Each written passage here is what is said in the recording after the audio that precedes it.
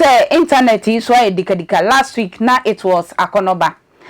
This week it was Prophet Ogyaba. Prophet Ogyaba Sia.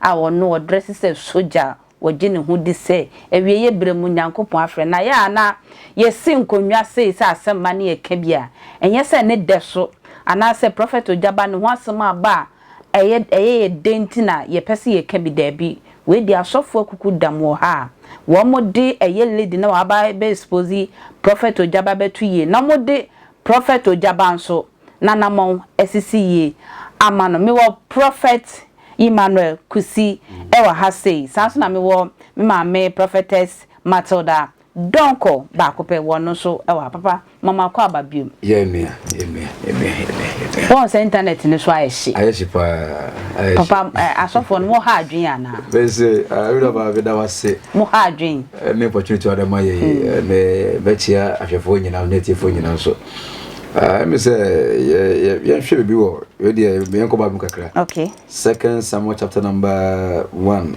verse number 27. Okay. But what be with my camera now the me okay, you bet me o ma me yi dan ka me bi da da. Okay, 2 Samuel 1:27. 2 Samuel 1:27. Chapter 2 Samuel chapter 1 verse 27. Okay, 1:27. Okay. I say and David lamented with his lamentation over Saul and over Jonathan his son. Okay, to us. Also, he bade them teach the children of Judah the use of bow. 2 Samuel 1:27. 27. Yes. 1:27. Yes. How are the mighty fallen, and the weapons of war perished? Good. How are the mighty fallen? We a great fall. Yeah. Because how are the mighty fallen? Adentina yi akonimu fo wo hwe ase fabre. Okay. Papa wo point. Intina ya me frewa ene kwa say papa wo chekra. Yenko yenim. So very sad. Yeah. To Christianity. Okay. And also to the pastors and I think the clergy in general. Okay. The abbey anya dia was say energy fa ho. Yeah. I say Yesu. Now was say Yesu etimi alamente because such a great man of God are falling. We are falling. Falling. We don't call this temptation. We're falling flat. Flat. Falling flat. Down flat. Down flat. Anointing. And go see at the man the body of Christ. Oh, okay. Because Paul can say me or say fornication and adultery, it should not be named even among you. Wow. Yeah. Some way no kwase ye body nkra wo ye ntem mo nkrofo bi say mo asofo bi say the whole Christianity na afede aba be come among Christian leaders a shame to us and shame to the clergy and to the body of Christ because sha adia na ekizosum ye bohu ban nyina ye bohu ban fra dwaman ho. Okay. Jamai, people don't understand. I didn't use super Jamai. I still got use suru. First, no use suru. Yeah. Still got see suru. So now say a whole mighty man like this. Now Jamama na bofoma. A black day. Emano. Anamunyina. Mayina. Okay, black de mamunyina. Okay. Because a idea ye chiwade kese. The crumpo say member crown yes crumpo na chiwade. Now leader of a great church put in the chi. As Ogyatu Zampa makoye. And yes Ogyatu na manager say bia or you perfect. But for the fact say why sound kwande wanyade wa fall wanyade you know mimble mama no lady no debe ese se bibi anka papa enkoje grade ti papa no timi what me bu nyame anim nimtia na what me anso ebu ne ethics so nimtia to that extent. Ethics of the ministry. Paul say a bishop must be a husband of one wife. Okay. Anka two. Anka combines. Okay. And mo bianzo refers say Solomon. No. Was a quotation papa e mo de pa de. Debe. Solomon days ne nye enne. Okay. Sinamika say nko ne fa so ma breso a. Anka mo bi okrampo anka nanke ase. Sir. And I can't have say, "Nka yeba best of all." Because that time now we will be our mama money. To me, of money. There's a case a costume more time. The end can you make us a ganyaso for. But I'm not dum or the abba. I don't be as a new dispensation. Dispensation a year dum. Dispensation a year or door dispensation. Okay. Dispensation a yamma to me or boneso. Okay. I'm not blame no money to more boneso. Okay. Okay. Na Solomon mo need to me. They only to me, by you to me oboniso. There's difference. Okay. It will be because I go to Solomon, David. They were not having power over sin. But yemono yet to me oboniso. Yemono ya be ma enye nko boni biem. Satono momo ye nko ad ma boni. But yemono ya be yemono ya ma be ma asam ye to me e wo boniso. Oh, okay. The Bible say obi wo Yesu ma say onia no onye bone. Enso ene Yesu mufu ya na. What does it? Yeah. Because Oman lost to self-consciousness of their very position and their power they have in Christ. Obi mo nim sa to me no. Be Christiania bone aba na na mama o yes na no eni mu biem. Afiri mu. Okay. Then as kan Galatians chapter number 6 say ba na okay, I think the verse Galatians 6 or 5:16 bana. Much also was a fe esumu ma no bi ni krono says wo bo ni na. So mu na nipa hu aba no ebi no odo. Na ode no so. Say obi o wiase ya sa no a anya news. But ye mu de emu no ye free esumu aba ehemu. So sa boni aba no nyame ye free ye mu. Wa ma ye trene aba. Any prophet the name Sashi. Prophet Ogyaba the name Sashi. Abani I will hold here, but when you want said here. Okay, Papa Jina Homa Meba. Mama, Prophet Ogyaba Yobia. On Fanny Yinsi. Or exposing a year pa. No, then they in a perfume shop. Me perfume ni board did just say. Tea, and then Kwan a bantia. And a baffle from whose son, Koyeno. Akono ne ode ne yire na mu nyina yo that's say the America ewo ye prophets asemi hu ene say ni focus ode ye nyame adwuma no wa mesen wa make focus no esan say se nyankopon frɛ wa ode ahyɛde bi hyɛ wonsa ode edwuma bi ɛhyɛ wonsa na sɛ ni wani da sa dwuma na onyankopon ɛde ma wo so no na wo so wo ye na wa ye ni ye ayi sɛ wa wo ba na wo de nneɛma bi atoto hɔ ama akola no na akola na anye na wakoye ade foforo na that means akola no wo agya no ba obegono obetia no sara na asofo ene emu edifo no ete se wo focus so pe obeya de foforo eni ti ye papa Ogyaba adie mempai bo ne se ne ni focus no wayi a free hono na bibi foforo aba wiase aba hono mu nintine mesere no se onsan come back to bebia o shase ye wo na ombre ne ho ase e wo nyankopon mu na nyanyame de ma no onhwa so because se on tonchene ya enka megidi se ne wo hoho wo yere e de nenam perfume shop na wo ye niema bia e kire se obi a obebe wo no wahu se e yiri wei na wo no enka menyi ni se obema wani asa akọ baabi foforo bio akwa kwahwehwe oba foforo na wo ne nada asa ya na omo ka se be ma bia ni oba ba akoso no e bia no ntia na be bia ba akoso na enu enjira ho ma okristo ni osofo e wo omo ejira ho mo ai owiase ni se de wo mo de omo fa bebre ni omo pa bia bibia ha no se ne prophet osofo kan yi bibia enhye no so na bibia nso enka ne nhye ono de onim ane se oya okonanim but ye nyame ma ne de ye de ebeso ye nyankopon nani ye de ebeso ye mbofo nani ye nia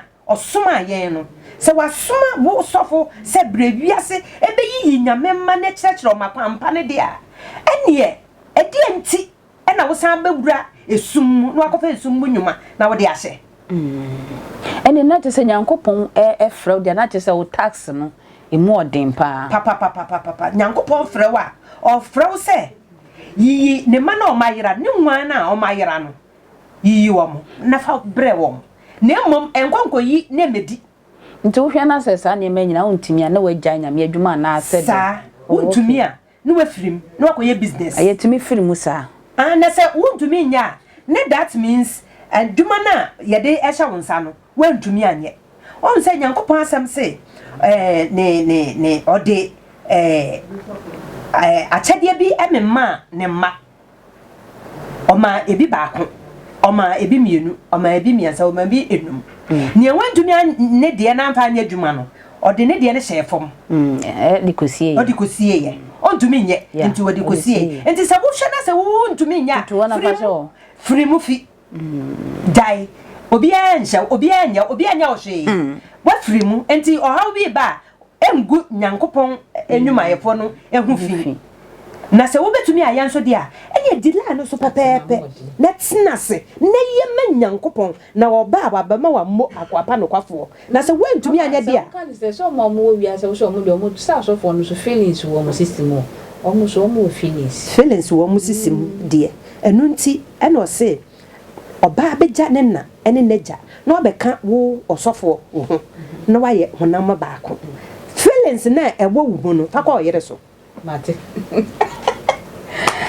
Professor Ogyaba mama Matilda say on say ye mama Matilda we hiti pa but me ko papa one say enye Prophet Ogyaba nkwa na nam this situation a lot of pastors ni bi ye bia wo mo de na MP ye ntia but all this art no still their anointing no flow eno no nipa anointing na say nyankopon na won hye dan fi o munti a wagya o say still na o mo fa ni din enye adwuma no wo ne o mo ye nyina a kire no well say I'm go side no podi as you very careful for him say nyame na from adon onye wo ho okay yes of course according to Romans chapter 10 no nyame ma wadoma onye I think the Romans chapter 10 verse 29 say me lo hanka ye kan hwe Romans 10 Romans chapter number 10 book of Romans 10 no chapter 10 yes okay verse 29 chapter 29 yes well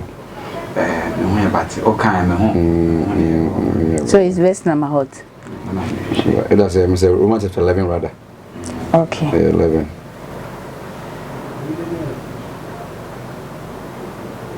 yes verse 11:29 yeah 11:29 yeah I'll say for the gifts and the callings of God are without repentance. Yes, nyame emma ofrɛ no mo wadoma onye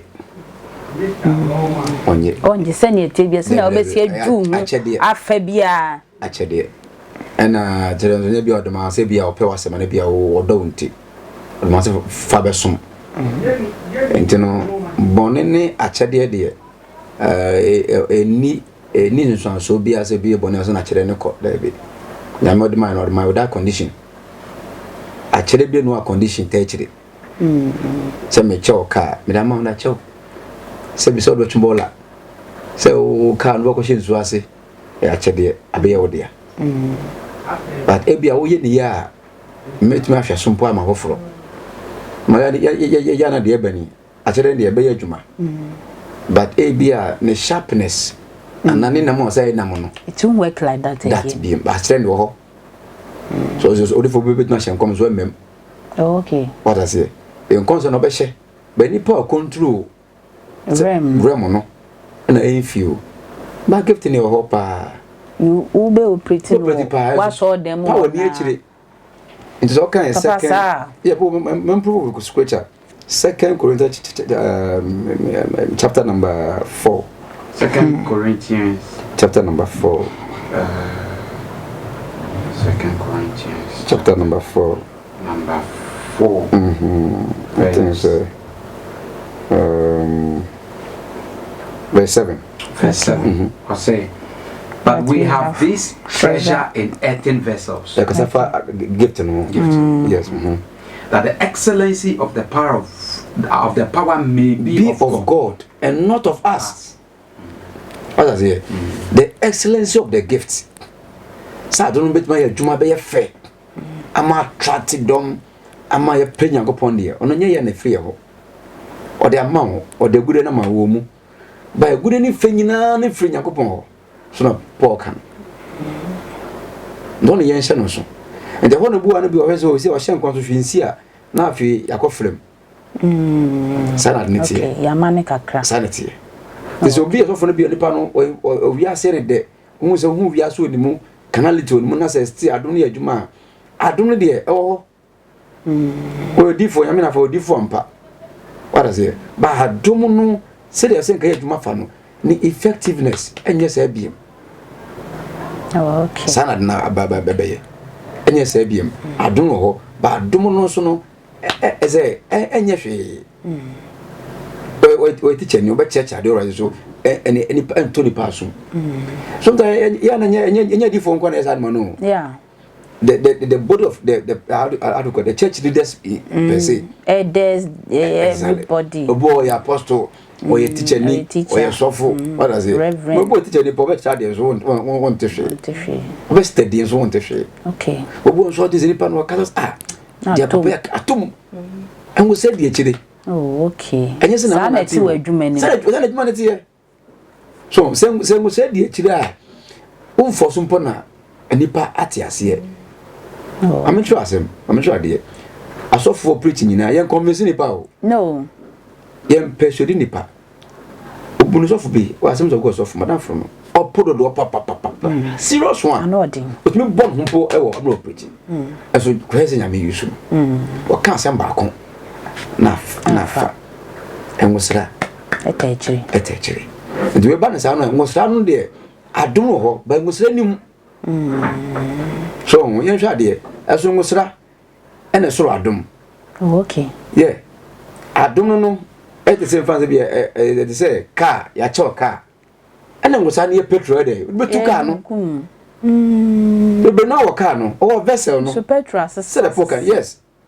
Also, we have this treasure, good you know, but petrol never good and good you know. Anyhow. And see, baby, no a good year no more of car, so petrol better one day. It knew her. Tafna attorney tricks. Azan, a drew, and Indian, we are for formulas on we use no. But say, I don't know, nothing yamia, what does here? On the money per 2 minutes, on your mouth, pedia. No problem. The gift in the encore. But what will empower the gift is what will be missing. Thank you, Daddy. Thank you, Mama. Prophet Ogyaba, when you first, when you second, Abba, when you third, ne ho ayi baba, adentina, still na one ya swing who be enfim nank, won't done infinia way in Nasto na walk also a yes and your man. Yo, yeah, that's say, ya papa prophecy. And you may be a hot man. Na yam fam ma won free esoro a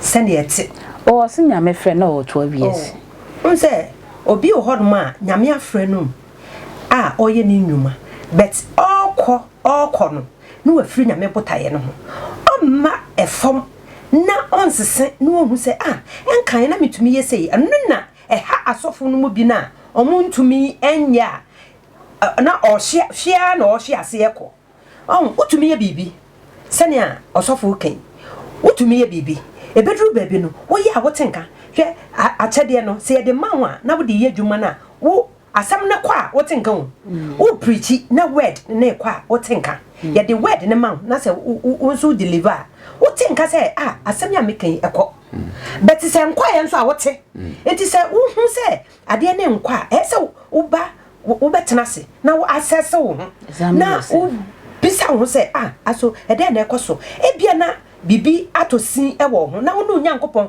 ekotentam na we improve na eboa na eniema ekoyie ma na se we improve na wo ko wanimu a ne anya nkoa na wo beye na ne anya no so nkoa na wo ye no wo ye nso de egu Christ ho fin ne anya no wo ya wo de gu Christ ho fin enti ye betena so se ne asam ewo Bible masem se enti yankoso ara enya bone enam adom ninti esa wo assess na se wo hwe na se wo free adom no ho a hye baabi ma wo bi se 3 months and 6 months na hye baabi ne nyankopon tentam because ono na ode wo hye feel ho se ye madwuma ne menko yi a busa no ho no so edo ada na no na nkyere se kwaye ne mfata ana asofo no mu nim se ede di akire ne bebusa wo adwuma na yede wo ehye ano ho no no ede di akire ne bebusa wo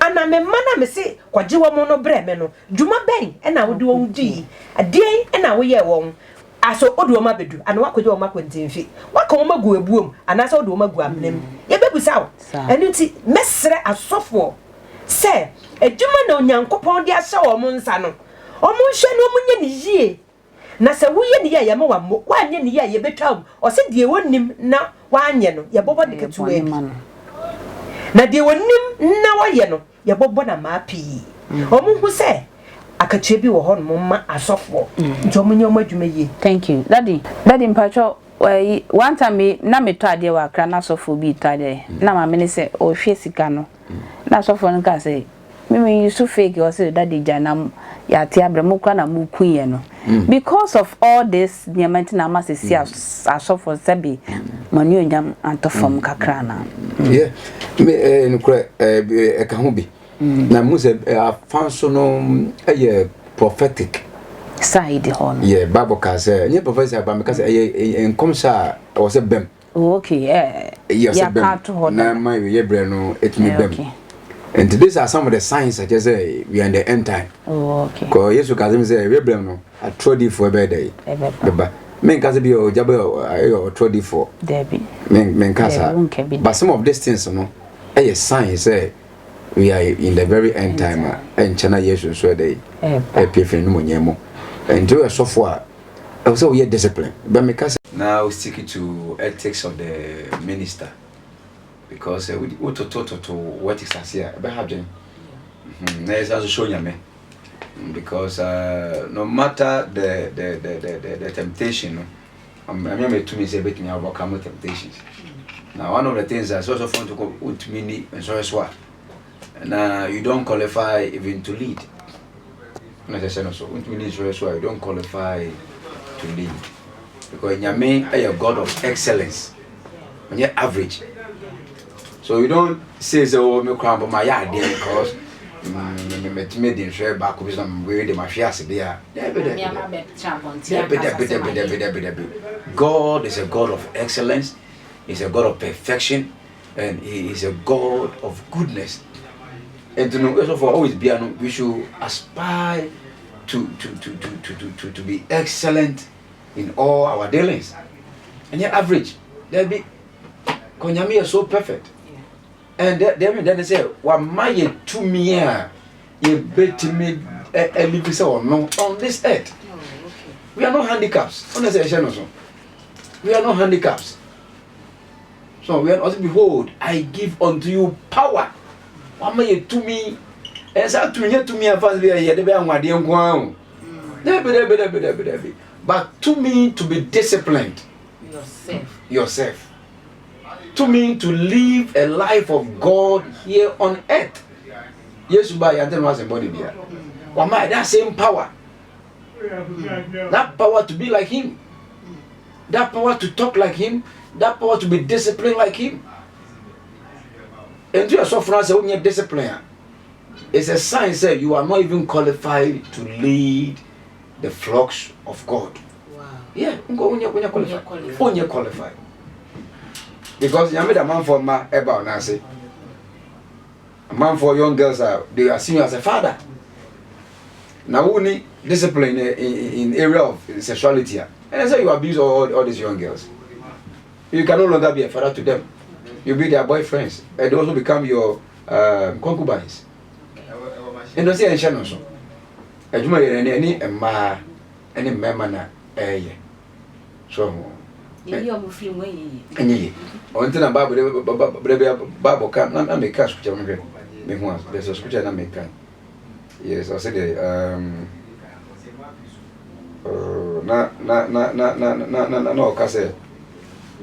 the bishop must be a husband of one wife, one country, one country. And there's a workers who media don't do nothing for my no can you control. I mean, you say, about one Eve and one Adam. In the beginning, it was one. Every year, two. I'm ready to share. And then the fruit pay. Self control be anyhow. If you say, "Self your mind," the main fabric there be. I did be now controlling piano at the basa yaba. And if you for bagana, and as your woman is a control to know, the way to open. I'm visible your freedom. And because we are you need freedom.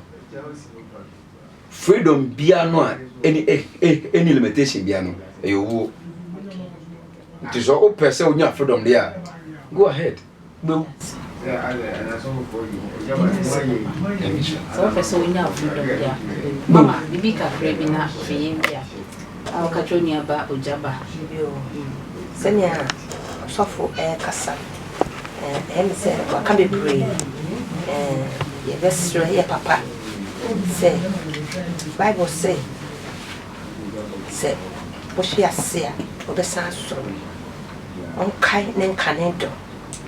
Na on kanyana no nko ne papa enim enko sere na ontumi empeja bio na onye adwuma no yie akra na ye de won ahye won sa na yan kan kire wo se bese akra no me gidi se so odwen hu se Nyankopon de na o ma hye ne nsa se onye o mu yie a na emboa onu nyame me did say obesho musu ye na boa na yere nso ama asumdue abefie Ebeneza baby odi abeduni bebre na ye papa Kusi aka ansamo ne de edoso se asofo a se se nyame afre ye de aba na dwuma nim e wo se ye self discipline na ye tie Nyankopon eni ye asamo de aba Jia anase tra obecha social media ajia tum se waye no ne nkyere se